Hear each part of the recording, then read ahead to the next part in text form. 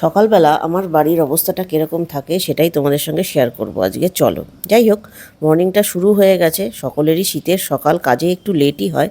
আমার বাড়িতে অবশ্য আজকে একটু তাড়াহুড়ো আছে। সৌভিক বেরোবে, ঝিনুক রেডি হচ্ছে, কালকে ওর প্র্যাকটিক্যাল এক্সাম, আজকে কিছু পড়াশুনোর ব্যাপার আছে, টিউশন আছে, সেগুলো নিয়ে ওর কিছু কাজ আছে, সেগুলো যাবে।